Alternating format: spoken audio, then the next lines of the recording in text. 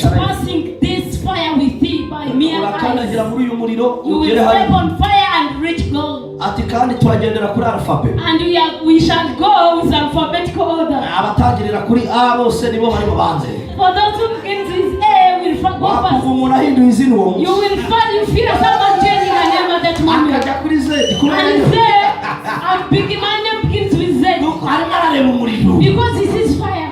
ariko hatari umuriro. But when there is no fire, akamanga turahera kuri A. and they say I'll begin with hari Z. abandi bahindura There are those who will change. uwo munsi bagatangizwa na A. When they come from Z, they kubera ko go to guca A. ahandi biroroshye cyane. Because passing the other way it is ahantu hard. hose hakomeye The process we are umwana w'umuntu atagira ubwoba agasubira inyuma. the human man is can always step backward.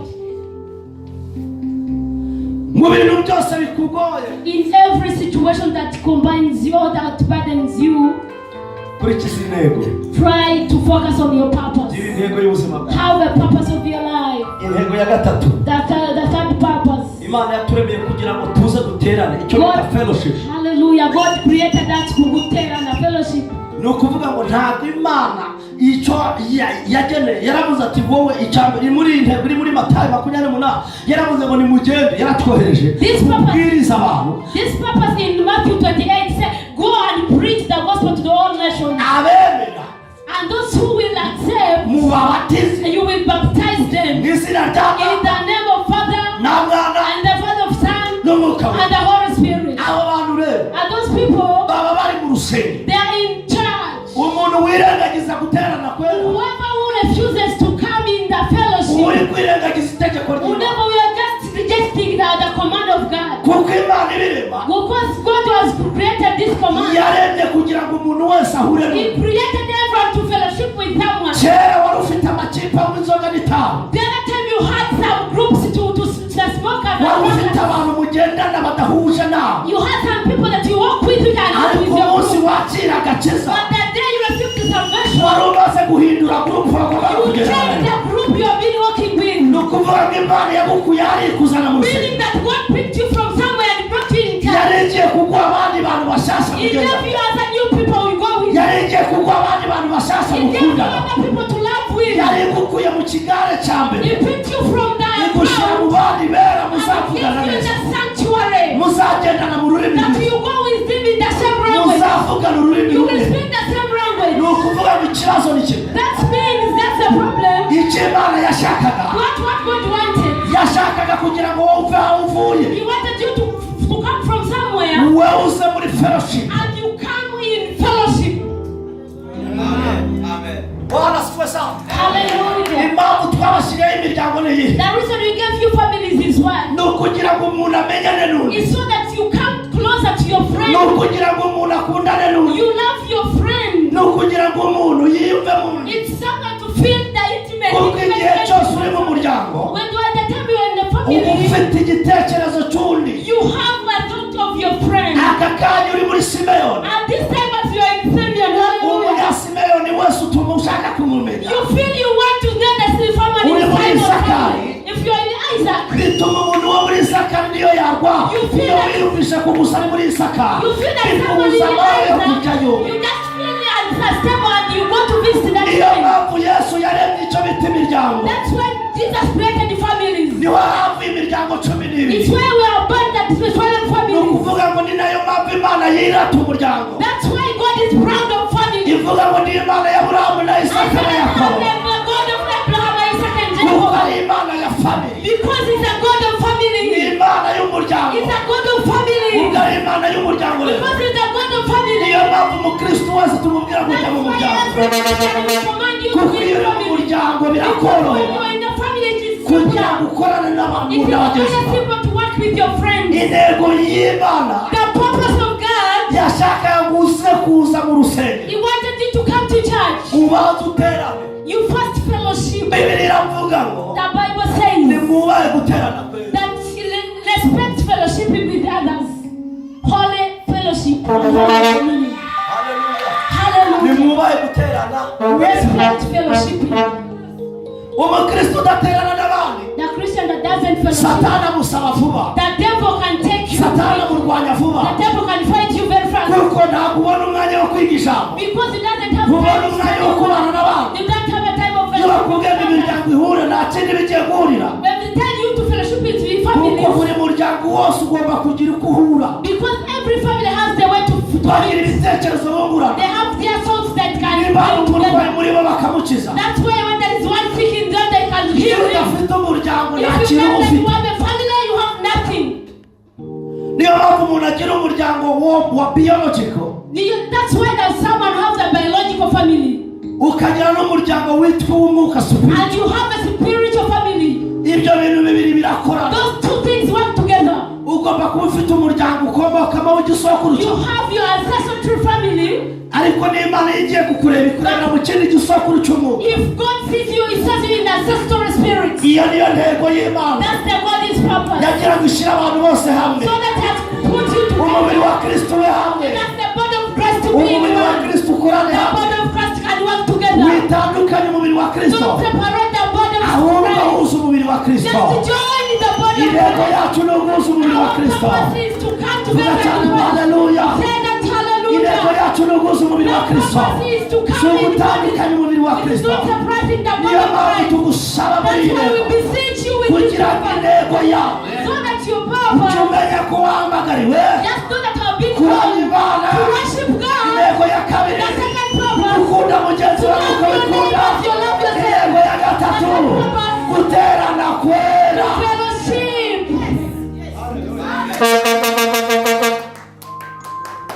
vuga cyane ngo amina Yes, to the hallelujah. uwo Shout it. mukristo udafite izo ntego That's Christian who doesn't have three purposes. birakugora kuguhuza kugura umukristo It troubles you to be a true kuko Christian. ukubonye wese akwitiranya kuri umupagani Whoever sees you, just sees you as a pagan, can see you in the picture of pagans. reka mubwire aka kantu Let me tell you this one thing. iyo utindanye n'umunyamaka If you come closer to these charcoal sellers, usa nawe you resemble the charcoal iyo seller. utindanye n'ugurisha amavuta usa nawe If you spend time with someone who sells the iyo oil, utindanye n'ugurisha ubufu usa nawe if someone who sells the iyo utindanye n'umumanzoga bakwita ku izina spend your time with someone iyo who utindanye n'umunyamagambo bavuga kuvuga nawe iyo utindanye n'umuntu ugambana nawe bakwita umugambanyi ariko iyo utindanye n'Imana nayo nawe usa nayo ukora nayo uvuga nayo ugenda nayo terana cyane haleluya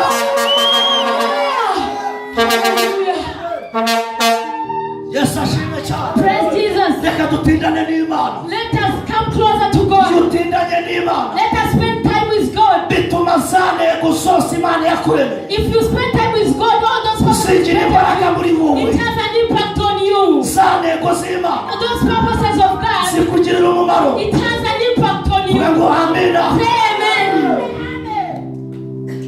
nicyo Imana yagushatseho rero What God wanted you to be, ikeneye kugira intego it needs you to have a purpose, my friend. umukristo udafite intego yo The kuramya Christian Imana without the purpose of worshiping, nta mutima mwiza agira you doesn't have a good heart.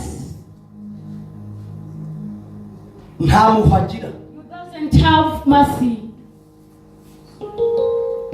kuko izo ntego zose zirajyana For those purposes, join work together.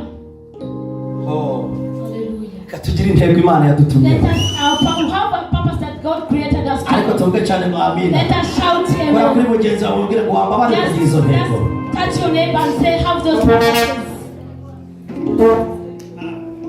umuntu yatagira urusengero abarizwamo If someone doesn't, a church that is, mu by'ukuri Imana igushatse nayo if irakura God searches you, he doesn't see you. igushakira ikakura yagushakira ikakura kubera iki ntabwo ufite za ntego za fellowship You doesn't have the purposes of fellowshipping.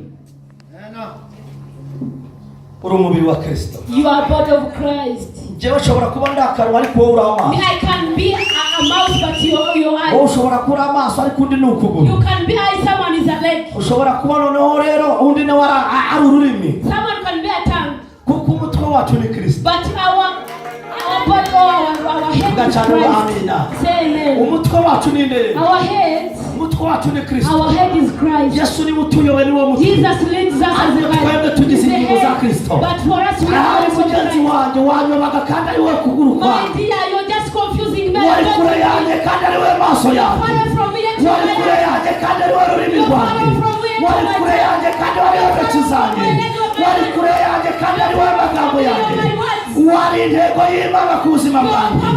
Umuntu wese ni intego y'Imana ku buzima bw'umuntu. Everyone is the purpose of God to someone's life.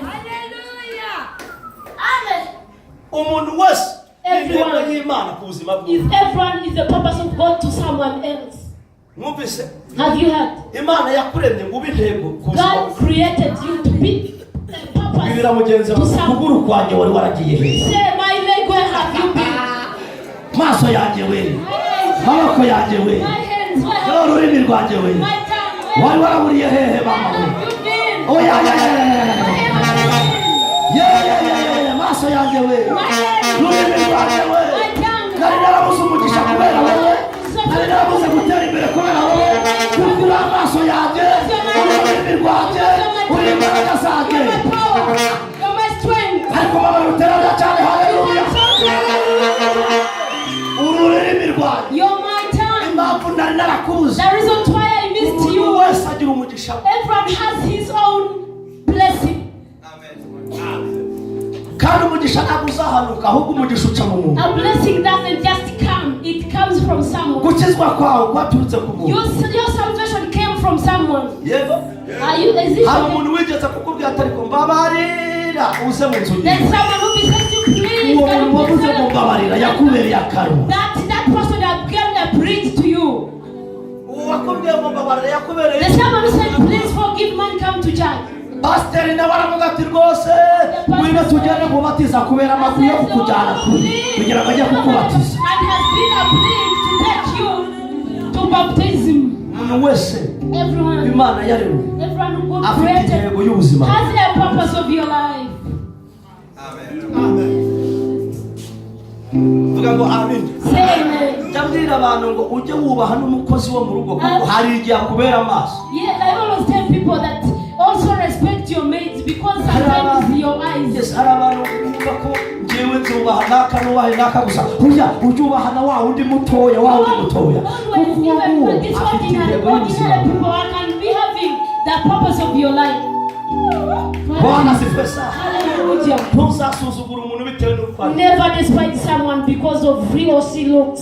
Imana yamuremeye mu ishusho yayo. God created him in his own image. Bibiri ijambo ry'Imana mu itangiriro rimwe 26. The Bible says in Genesis 1:6. Bibiri iraterana iravuga ngo habaye inama nyinshi. The Bible came and said there have been Ntabwo some ndibuze meetings. kuzivuga ariko reka mvuge inama imwe gusa Let me y'abantu. just stop speaking to one meeting. Inama iba mu ijuru. The meeting was in heaven. Iravuga ati turebe umuntu And they said let us create Asenat. and looks ategeke and commands.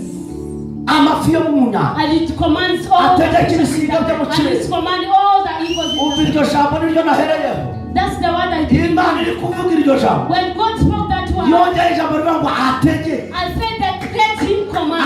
Ategeke. Let him command. Zaburi 115 Psalms 115, ku murongo wa 16. verses 16. Bibiri iravuga ngo ijuru ni ry'Uwiteka. Bible says the heaven is Ariko for isi God. yayiremeye And abana. the world was created for the Son of Aho Man. ngaho byaturutse mu itangiriro rivuga That ngo was made mutegeke. from the Genesis to command. Mutegeke. By commanding. Uyu munsi numara kunsuza neza intego z'Imana. Today when you feel the purposes of God, Urategeka. you will command. Vuga cyane ngo amina. You say amen. Mbwira mugenzi wawe akira imbaraga zo Tell your gutegeka. neighbor that you receive the power of commanding. Ariko iyo kurekura imbaraga urekurana imbaraga cyane. Akura imbaraga zo gutegeka. Akira imbaraga zo gutegeka. Akira imbaraga zo gutegeka. Akira imbaraga zo kuzamuka. Akira imbaraga zo kuburiwe. Akira imbaraga zo kugera kure. Akira imbaraga z'Imana. Tegeka ibyagutegekaga. Mera w'ibyakuberaguraga. Urakagashakaba. Tegeka, tegeka, tegeka. Tegeka, tegeka, tegeka. Tegeka, tegeka. Tegeka, tegeka. Shenderero shakaba. Bibiri iravuga ngo tegeka Satani n'abazaguhunga. Bible says that command will also go away from you. Ntabwo Bibiri ivuga ngo musaba imbabazi. It doesn't say that to beseech all just Ntabwo love. ivuga ngo negotiation It nawe. does not say negotiate with Oya. them. No. Tegeka. Command. Hari umusirikare ukomeye cyane w'umujenerali. There is a general soldier. Wisobanukiwe w'umuyuda.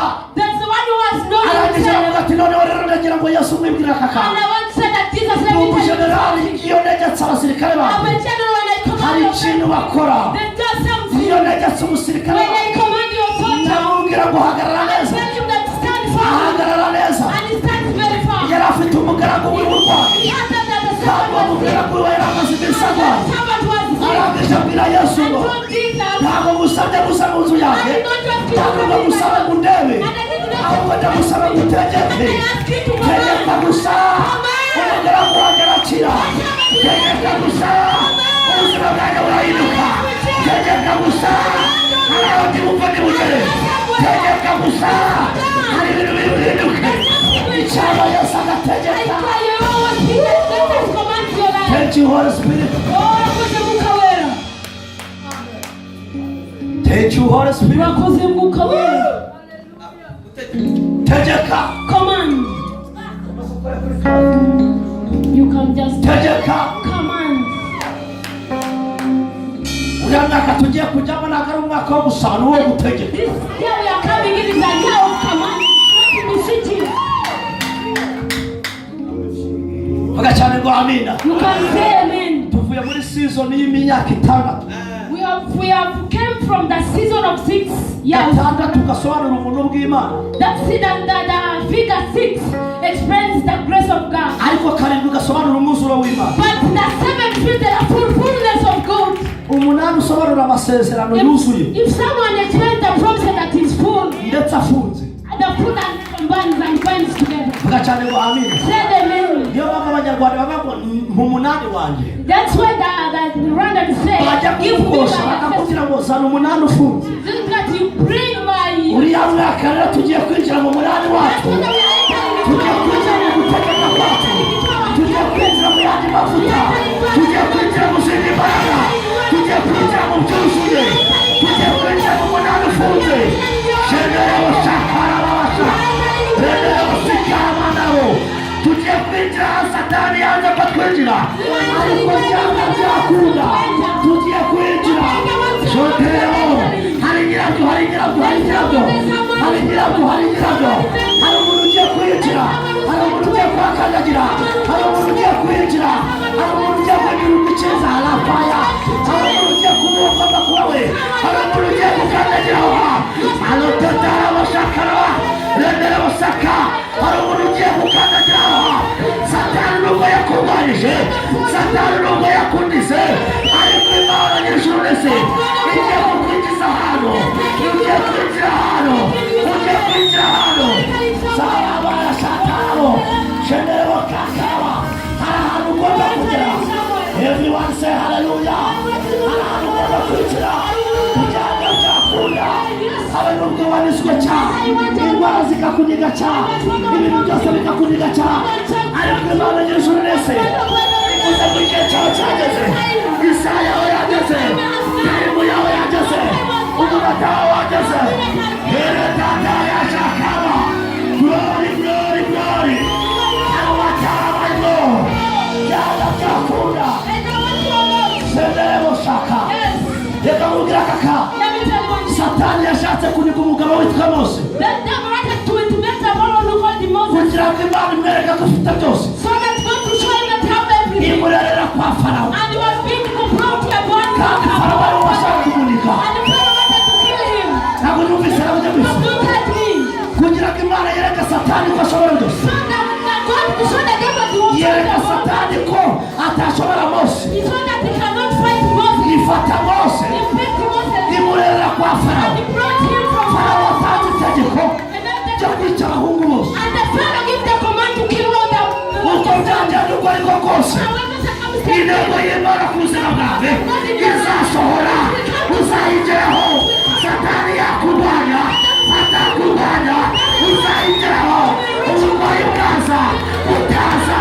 Uzayigeraho. Kuko ari cyo Imana igutekereza. Hallelujah. God has a purpose for you. Ndagira guteranira cyane haleluya. Hari icyo Imana igutekereza. There's something God thought of. Tandukanye n'icyo abantu bagutekereza. It is different, totally different what many things of God. Emera kugira ngo Imana ikunyuze aho ishaka kukunyuza. Accept God to take you where He wants to let you. Ariko icyaba tugaha Yesu icyubahiro. Oh, may you give glory to Jesus. Vuga ngo amina. Say amen. Hari ikintu cyashimishije. There's something amazing. Intego y'Imana kuri Yesu umugabo witwa Herode ashaka kuyica. The purpose of God to Moses, the devil wanted to kill it. Hari ikintu cyabaye. Then something happened. Yesu Kristo amaze gukura. When Jesus grew up, baramubwira ati noneho rero baramugambanira. they betrayed him. Bamujyana neza ku mugabo witwa Herode. And they took with the man called Herod. Baravuga ati ariko mugabo. And said, you man. Si wowe nahise ukiri muto. And you who have been fighting for when you were still young. Umva igihe bahuriye. You see the time that bahuye Yesu ari mu mateka. Bahuye Yesu ari marateka. Herode yahise Yesu akiri muto. Herod has been beseeching to find arangije aramwumva. And if he refused to get him. Imana yemera kuhura na Herode wa. And Jesus still accepted you to make your head. You have not had to. Reka dusubiremo. Let me repeat. Imana yemera kuhura na Herode wa. What can I accept? Ufite imbaraga zo kunesha Herode. Power to fight Herod. Ntabwo Imana yemera kuhura na Herode. God cannot accept. Kandi Herode akurusha Imana. When Herod is not power over you. Igihe cyose Imana izemera kuhura na Herode wa. By the time God will arrive. Imana izaba yashyize imbaraga muri wowe. Izaba yashyize imbaraga muri wowe. Izaba yashyize imbaraga muri wowe. Zo kunesha Herode wawe. Gasatara bagasa. Erebo shandara kota. Ariko Kristo bari bamenye bari kata. Oh my God. Nubwo Herode yakunyeganyeje. Even though Herod second you. Ariko isaha irageze yo kwambara imbaraga. Kugira ngo nawe umunyeganyeze.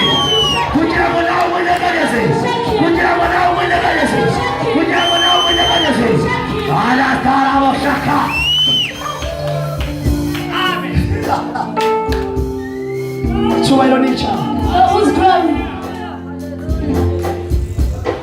Cyubahiro ni icyaha. Whose glory? Wagiza muri cyubahiro cyuyumvemo nicyo cyitwa kuramya Imana. Hallelujah. That is what you call worshiping. Nimba akaruru kavuze nimba ari impundu zivuze. Cyo nicyo bita kuramya Imana. That's what we call worshiping God. Hallelujah. Tuguhaye icyubahiro w'Imana ya We give Israeli. you glory, King of Israel. Tuguhaye icyubahiro Imana iri We hejuru ya give you byose. glory, the one who is above all. Tuguhaye icyubahiro Imana We iruta give you abana b'abana. glory, the one who is above all King. Tuguhaye icyubahiro wowe uri hejuru ya We give byose. you glory, who is above all. Waturemeye kuguhimbaza. You created us to praise. Waturemeye kukuramya. You wanted to worship you. Waturemeye kugushyira hejuru. You wanted that we exalt you, Waturemeye Lord. kuvuga izina That ryawe. you wanted to speak your name. Dore amaboko akuzamuriwe. We raise your hand up in the air. Thank you, Holy Spirit. Urakoze Mwuka Wera. Thank you, Lord. Urakoze Mana.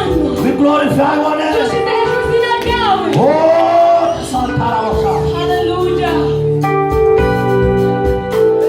Jike we, hari ahandi hantu ugiye kwinjira. Jesus is coming. You're entering somewhere. Hari ahandi hantu ugiye kwinjira. You're entering somewhere.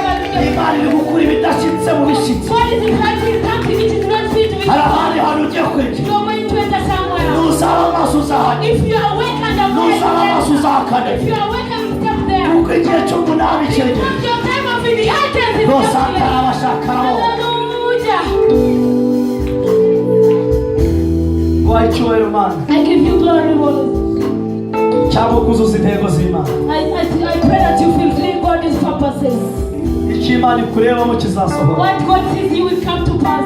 Wikwitinza mu bana b'abantu. Don't just tremble and stay in Ahubwo the tindana na nyir'ijuru. Just spend your time with Tindana someone who owns n'uwaguhamagaye. heaven. Spend your time with someone who called you. Bizakugeza kure. It will take you far. Witerwa ubwoba n'ibyo ucamo. Don't be intimidated by what you're Witerwa ubwoba passing. n'ibyo uhagaze. Don't be intimidated by where you're standing. Imana igiye kuguha imbaraga God is going to strengthen you. zo kuruta ibyakubabaza. To come over and to take Igiye over what's kuguha imbaraga happening around you. zo kunesha ibyakuneshaga. Giving you the power Igiye to kuguha take imbaraga what has been zo gukubita hasi ibyagukubitaga hasi. Igiye kuguha imbaraga zo kuba hejuru y'ibyakubaga hejuru. Ahantu urimo uranyumva neza. Ndabona abantu barangaye sinzi ikibazo. Igiye kuguha imbaraga zo kuba hejuru y'ibyakubaga hejuru. Igiye kuguha imbaraga zo kunesha ibyakuneshaga. Igiye kuguha imbaraga zo kuba hejuru y'ibyakubaga hejuru. Igiye kuguha imbaraga zo gutegeka ibyagutegekaga. Isaha yawe yageze. Umunota wawe ni uyu. Isaha yawe ni iyi. Thank you, Holy Ghost. Thank you, Holy Ghost. Haguruka ku maguru yawe dusenge.